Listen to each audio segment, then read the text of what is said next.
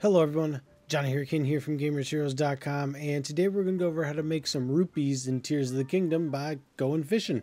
Let's get started. First off, head to the Oasis in Gerudo Valley. If you don't have lightning fruit or lightning choo-choo jelly, you're going to want it. Beetle sells the lightning fruit, which if you just want to sleep at a fire, you can. That restores every day. You buy 4 of them for like 50 rupees or something like that. From there, I normally just drop a bunch of my blue choo-choo jellies and toss one of the fruits into it, or one of my yellow ones, and turn them all yellow.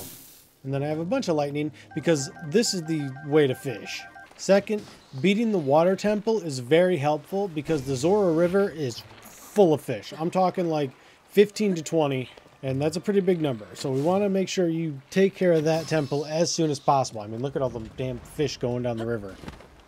First place I typically go to is Dueling Peaks, because that's where I'm most familiar with. Where my stars are, that's kind of where the pockets of fish are. And normally it'll be 2 or 3, but occasionally you get big pockets like this where there's 4 or 5 of them. The best part about the river fishing is typically they end up at a bridge or a dam or something blocking the way, so you can just wait for them to come to you. But run up and down the river and you'll normally get away with 10-ish around here.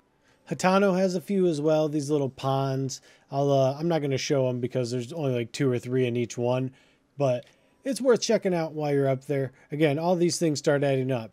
From there, I actually head to Kakariko Village and then this side of the river down below. The pond in Kakariko normally has about 5 or 6 fish. Always worth checking out while you're in town.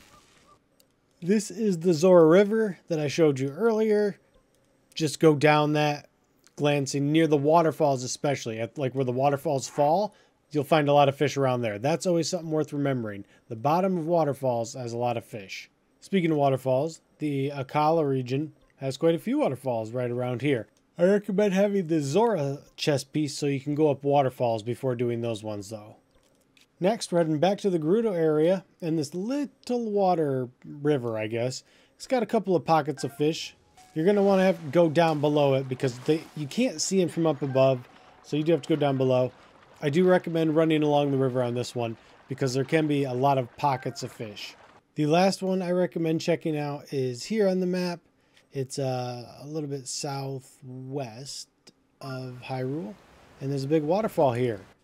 And even though you can't see the fish, toss a couple lightning fruits down there. That one was probably a little too far. Oh no, that was perfect. And as you can see, I had some deep fried fish now. And once you have all the fish, then you got to do the kind of boring part, which is cooking them all. And it's best to just do 5 of the same fish. 5 stamina bass, 5 Hyrule bass, 5 armor and damage carp.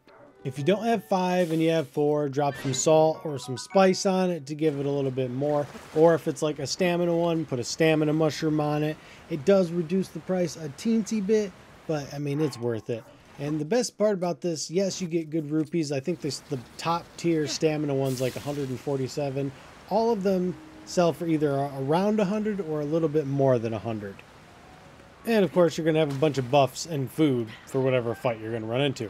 But that will do it for me. That's how I make a little bit of extra money whenever I'm bored. It's not like the best way. You definitely still want to try and find rocks with ore in it. But yeah, if you liked what you saw, got what you needed, like, comment, subscribe. See you guys in the next video.